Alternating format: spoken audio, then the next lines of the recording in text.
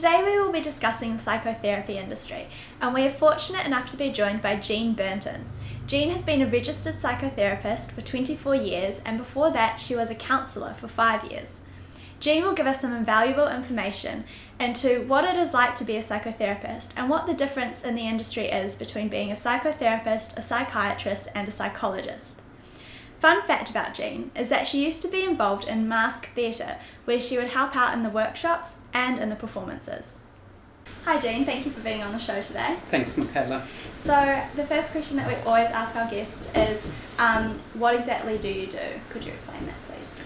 So I'm a psychotherapist, which means I see people, usually for a long-term basis, but by that I mean years, but it could also obviously be for much less, and it's a psychological treatment, helping people to become aware of what's going on inside themselves, and in the way what we would normally sort of say, making things more conscious, and that's done in the context of a healing therapeutic relationship. And in your opinion, what is the difference between psychotherapy, psychiatry, and then psychology? Okay, so a psychiatrist has got medical training, obviously with a specialty in psychiatry. They often deal with people who've got severe mental illness, and they're the only ones in New Zealand who can prescribe medication for severe psychiatric illnesses. Psychologists tend to have training that's maybe more solution focused, cognitively based, although some psychologists also practice psychotherapy. And could you explain a typical day in the life for you as a psychotherapist? Okay. I might start early in the morning with clients, and because I'm in private practice, I tend to see individuals or couples. Sessions are usually an hour. Try and schedule some breaks in, but I also will meet with a supervisor once a week, once a fortnight, also have maybe peer supervision, a professional reading group. That's sort of fairly typical. So would you say that you work a normal 9 to 5 job, or is it the hours are much longer than that? Hours are longer, but when you're in private practice it is a bit under your own control. But say tomorrow morning at the moment I'm starting at 7:15, and I'll finish later in the day. So the hours really you try and meet what clients need, but obviously you also have to have self-care in that. And did you think that when you were in high school you'd end up in this career? No, because when I was at high school, psychotherapy in New Zealand really was pretty unknown. But I have ended up in the career that I would have wanted to. That's awesome. So the first fun round that we will do is, what was the worst career advice you've ever been given? This is in the context of growing up in the 1970s, where my father thought it would be a really good idea that I become a secretary and learn a language. And the advice in itself is not bad, but it just didn't fit with me at all. So very unhelpful. So it's better to find something you're actually suited to. Yep, absolutely. And so to become a psychotherapist, are there any necessary qualifications that you need? Yeah, so psychotherapy training in New Zealand is primarily at AUT, and there you start with a postgraduate. So most people today, and this has changed over the years, already come with a degree. They often have psychology in their background, but it could be, there's some people who've moved from IT into the odd lawyer, nursing, teaching, some doctors, and then you do a master's, and from there, with clinical work, you then train in psychotherapy. So yeah, today you need to have postgraduate training. But for you, what was your journey into psychotherapy? So from teaching to doing postgraduate diploma at AUT, but also I did training through Marriage Guidance, which is now Relationship New Zealand, so much more people clinically based when I started off. So you didn't get your master's? No, it wasn't available.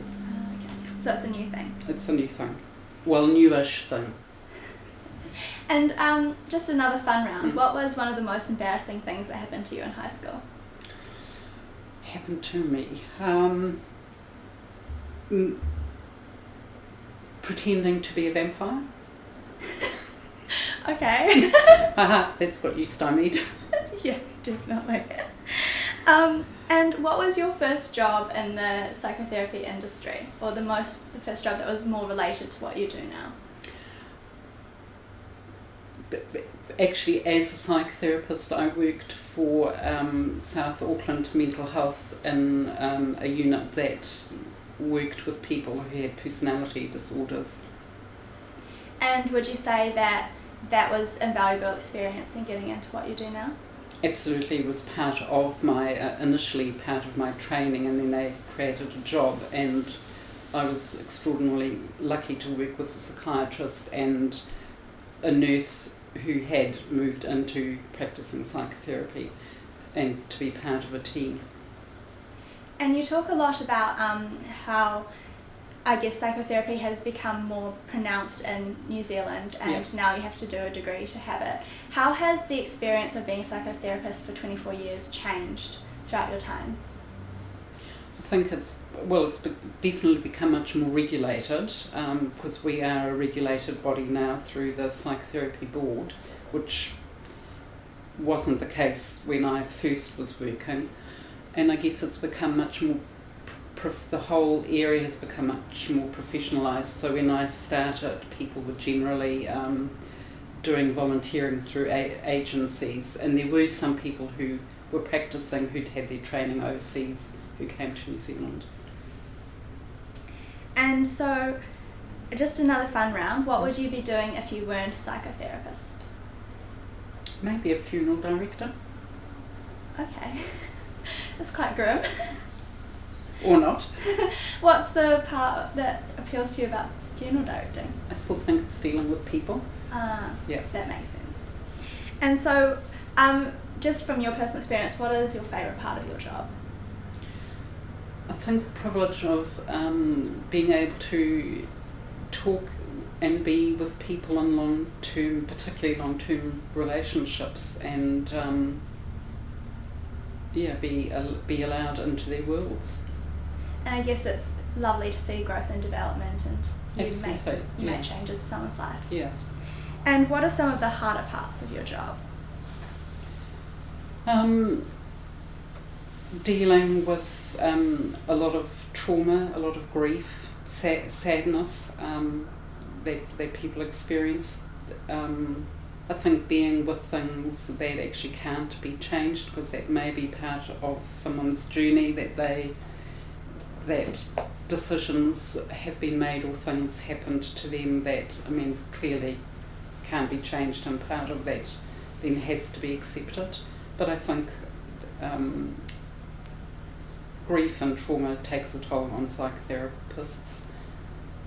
So we'll get back into that just, but before we do, I'll just ask you another fun round question. So what makes you weird? When I used to fly as a child, I'd always get sick, but as an adult I immediately go to sleep as soon as I get on the plane, and once the plane is taken off and levelled out, then I wake up and I'm fine. Interesting, so it must be the takeoff that really affected you. Yeah, so I'm sure it's obviously related to anxiety. I see. So just before we were talking about how sometimes it is hard to deal with people's sadness and things that you might not be able to change. So what is it like talking to so many people and hearing their stories and having to give them advice and just listen? Well, maybe one of the main things is psychotherapists are not supposed to give advice. Okay. So because people have to be able to come to their own obviously solutions, but I guess you have to think that it's emotional work, so emotional work is work, and in that sense you can be pretty emotionally drained, and then obviously your own self-care becomes really important. And so how do you then separate your work life from your home life? What are some of the tips that you do? So in New Zealand, psychotherapists are required, and I think it makes sense that we have our own supervision. So we see usually a senior colleague or who helps you, I think, tease out what's yours, what's the client's. Psychotherapists have their own therapy. That's another big difference, I think, between us and psychologists in general, that we tend to have long-term therapy that also helps you sort out what's yours and keeps you, I think, attends to your own mental health, if you like. And you talk a lot about your self-care, so what are some of your tips in terms of maintaining your own mental well-being? Well, with therapy, supervision, making sure that you get out and see friends, do things that you like. So in my case, I like going to the theatre, so I make sure I do that. Going for walks, spending time with my family. And so our last fun round before we finish off is, what was the weirdest thing that has ever happened to you on the first day of a job? Okay, so this is my first teaching job in Auckland, and again, this wouldn't happen today, but I arrived at the school and walk into the principal's office. It's like a teacher's only day at this stage, and he's sitting there in his sort of vest with his feet up on the desk cutting his toenails. I just felt absolutely sick and thought, my God, what have I landed on? How long did you stay in that job? About 3 years. Oh wow. Yeah.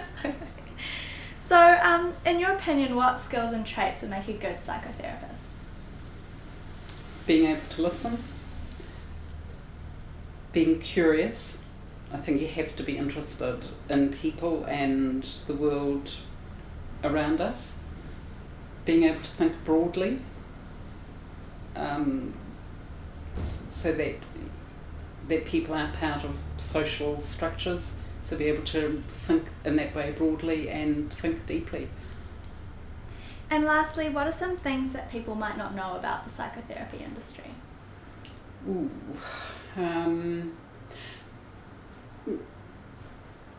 Maybe that, actually one of the things that increasingly, again, and this is a change, that there's more psychotherapy jobs in the DHBs. So that has been something that's been happening over the last few years, that you have psychotherapists working with the elderly, eating disorders, obviously in child, mother, baby units. You've also got psychotherapists who work in prisons. Another thing maybe important in New Zealand is that there's a developing Indigenous psychotherapy. So different ways again of offering psychotherapeutic understanding, but with relevance to cultural context. Cool. So there seems to be a lot of variation in what you can talk to people about. Absolutely. And I guess the other thing too, that psychotherapy has many different orientations within it, so that some people work primarily with the body, others through sand therapy, play therapy, obviously talking therapy, music therapy. And our last question for you is, what is one piece of advice you'd give to your younger self, or someone now who's in the situation trying to work out what they want to do? Take the pressure off yourself. I know it's really pressured. Give yourself time to have a bit of life experience and see what speaks to you, but also obviously what you're wanting out of life. So if earning lots and lots of money is important, then probably this isn't going to be the job for you. But yeah, I think I'd say give yourself some life experience, try your hand at different things, and don't think there's going to be just one perfect answer for you. Awesome, thank you so much for joining us today, Okay, Jane. thanks Michaela.